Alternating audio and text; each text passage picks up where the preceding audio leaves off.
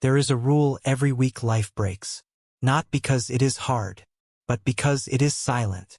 No one forces you to betray it. No one punishes you when you delay. No one sees the moment you negotiate, except you. And in ancient Japan, that moment was considered the beginning of defeat. I want you to think about something right now. This morning, when you woke up, what happened? Not what you physically did, but what happened inside your mind. Did you immediately get up? Or was there a conversation?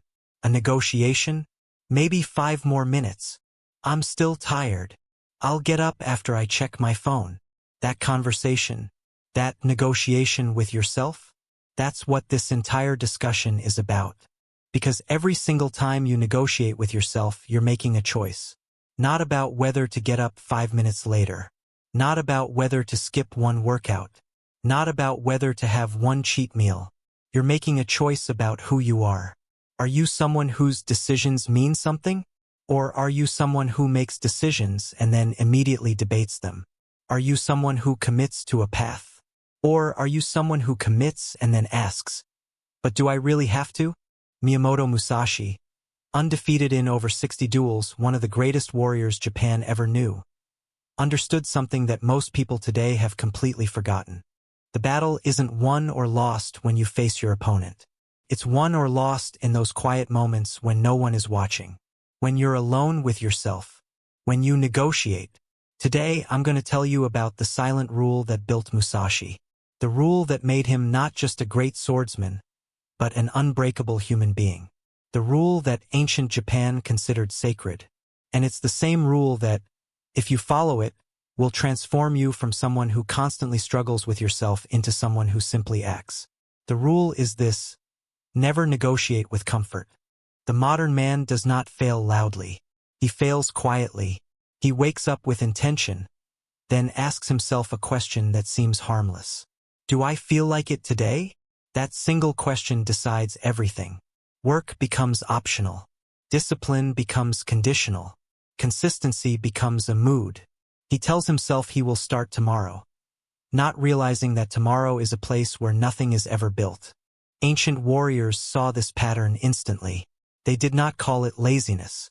They did not call it lack of motivation. They called it negotiation with the self. And they believed it was a spiritual weakness. Let me paint a picture for you. There's a man, maybe you know him, maybe you are him, who has goals. Real goals. He wants to be healthier.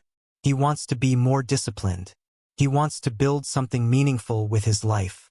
And every single morning, he wakes up with genuine intention. Today will be different.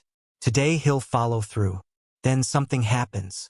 Something so subtle most people never even notice it. A thought appears. Do I have to do this right now? And instead of acting, he starts thinking. He starts weighing options. He starts negotiating. I could do it now, but I'm tired. Maybe I should rest first. I said I'd start today, but today is actually pretty busy. Maybe tomorrow would be better. I don't feel motivated right now. I should wait until I feel inspired. Each of these seems reasonable. They're not dramatic failures. They're not conscious decisions to quit. They're just small, logical-sounding adjustments. But ancient Japan understood something we've forgotten. These aren't adjustments. They're betrayals. Every time you make a commitment and then immediately negotiate it, you're teaching yourself that your word, even your word to yourself, means nothing. You're teaching yourself that decisions are suggestions. That discipline is optional. That who you say you are is subject to how you feel in the moment. And once you teach yourself that lesson, once it sinks into your identity, you've lost. Not because you lack capability, not because you lack potential, but because you've made yourself unreliable to yourself. The modern world encourages this. It tells you to listen to your body, honor your feelings, be flexible, not be too hard on yourself. All of that sounds wise until you realize what it creates. A person who cannot trust themselves. Ancient Japan called this spiritual weakness, not because you're weak physically, but because you're divided. In Zen-influenced Japan, discipline was not emotional. It was structural. A samurai did not ask how he felt about training. Action came first. Feeling came later, if it came at all. This is why Musashi became feared not just for his sword, but for his mind. He lived by a rule so strict it feels inhuman today. Never negotiate with comfort. Because the moment you negotiate, you split your identity in two. When Musashi decided to train, he trained. No internal debate. No checking feelings. No waiting for alignment.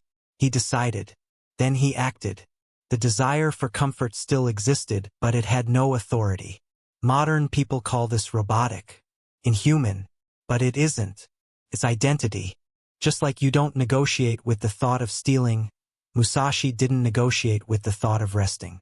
You don't obey every thought just because it appears. Zen discipline removes negotiation, not emotion. And once negotiation disappears, the internal war disappears with it. You stop fighting yourself. You stop exhausting yourself. You act. Inside you are two voices. One wants ease, delay, comfort disguised as reason. The other doesn't speak. It acts. Zen called hesitation excess thought. Every extra thought dulled the blade. Musashi chose a side. Not because comfort vanished, but because it lost authority. He decided who was in charge. That is the war you must win. Not by silencing comfort, but by refusing to let it vote. Stop negotiating. Decide once. Act always. Remove gaps. Pre-decide. Become one person. This is the path Musashi walked. Be present. Walk the path. Never negotiate with comfort. If this philosophy resonates with you, subscribe for more lessons shaped by Zen discipline, ancient Japanese philosophy, and the silent rules that build unbreakable identity here on Iron Silence.